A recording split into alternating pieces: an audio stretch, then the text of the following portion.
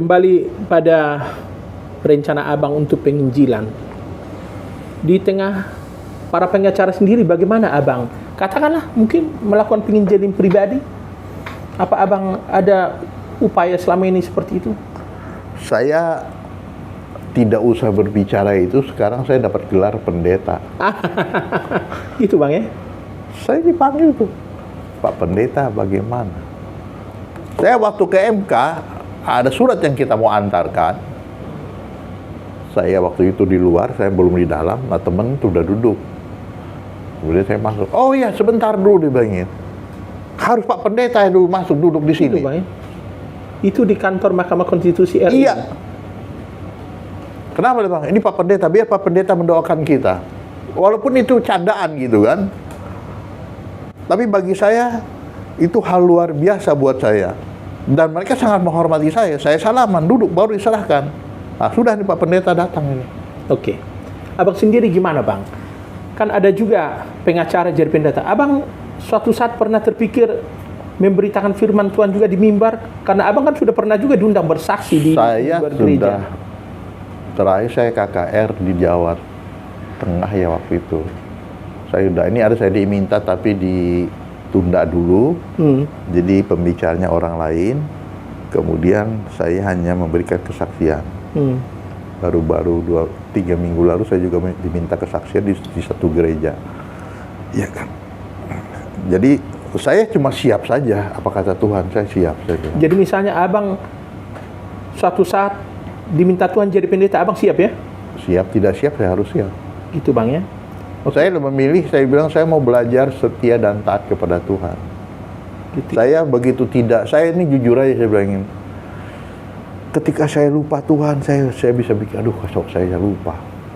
Saya nggak boleh lepas dari Tuhan. Saya tahu persis, saya nggak boleh lepas dari Dia. Apalagi latar belakang saya kan banyak kuasa kegelapan. Itu nggak boleh enggak. Itu mempengaruhi pikiran dan ini saya harus tetap fokus kepada Dia. Saya bukan sok suci saya bilang. Karena saya mengalami, saya bilang, keindahan ikut Tuhan itu. Himpitan, tekanan banyak. Tapi ada sukacita, ada ketenangan, ada kedamaian, tidak ada ketakutan. Gitu ya. Itu akhirnya saya dapat. Wow. Coba bayangin murid-murid Tuhan Yesus yang matinya nggak enak tuh berapa banyak. Tapi kok mereka mau? Itu dari dulu saya bertanya. Nah itu adalah karena kedekatan kepada Tuhan. Orang kalau dekat sama Tuhan dia nggak peduli, mau dibunuh, mau diapa dia nggak peduli. Dulu saya jujur aja saya bilangin, saya mau ke Kalimantan Tengah penginjilan.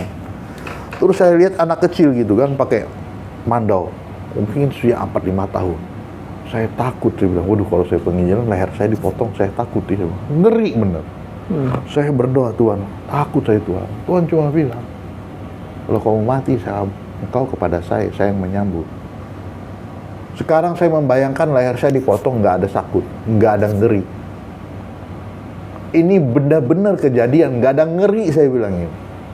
Nggak ada ketakutan, dulu saya takut. Saya bilang, benar. Rasa apa? Sekarang nggak ada. Bukan saya menantang, bukan enggak. Ini memang kejadian yang saya alami. Boleh tahu Bang, kenapa Abang tidak merasa ada ketakutan lagi? Apa karena baca Alkitab itu? Saya yakin karena baca Alkitab dan Tuhan waktu itu berbicara kepada saya, kamu kalau mati, ke pangkuan saya tuh. Langsung hilang. Seketika itu hilang. Benar. Saya tidak bohong. Makanya saya bilang ada beberapa pendeta saya ngomong, sering kita komunikasi, makin hari makin saya tidak takut mati. Gitu ya. Kalau bicara tentang pengalaman iman, bagaimana Abang merasakan Tuhan itu berbicara kepada Abang? Sebetulnya Tuhan itu sederhana, nggak rumit saya bilang. Kita membuka hati saja. Gitu ya.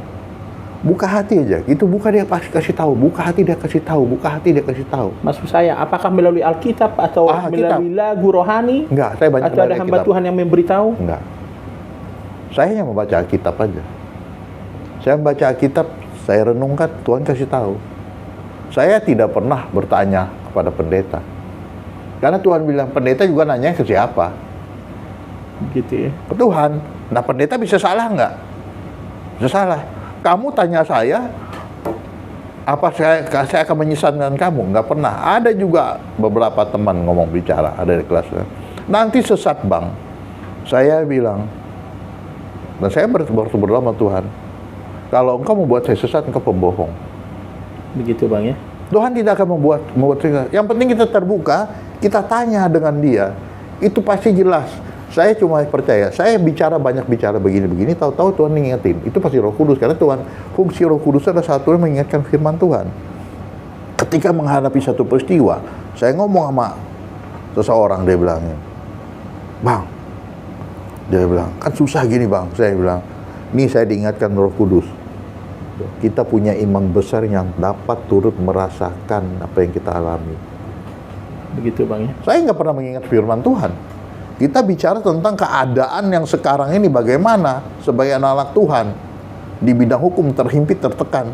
Saya bilang, saya percaya, saya bilang imam besar. Kalau dia dapat betul merasakan, karena dia dapat betul merasakan, dia tahu bagaimana saya bilang yang saya alami sekarang ini.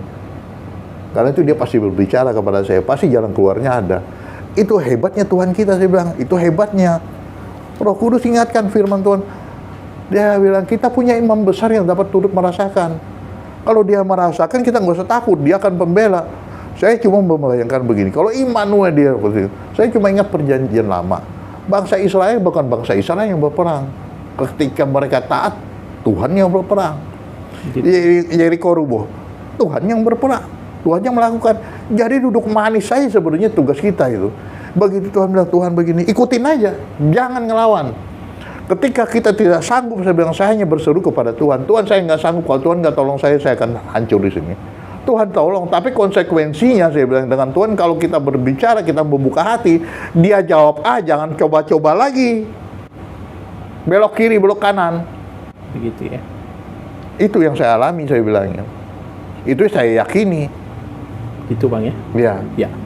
Ada yang Abang mau sampaikan kepada para sahabat Narwaktu yang mendengar podcast kita ini terkait dengan bagaimana kita supaya mengalami damai sejahtera dan lepas dari ketakutan, kekhawatiran? Silakan Bang. Iya, saya cuma melihat sekarang saya bicara itu tentang bicara hidup kudus. Begitu kita lahir baru, itu harus dijaga keselamatan itu. Kita harus ikut Tuhan terus. Untuk menjaga damai sejahtera hanya satu, Tuhan bilang, ikuti saja, taati saja, maka damai sejahtera itu akan mengalir seperti air ke dalam dirimu. Sederhana Bang ya. Sederhana.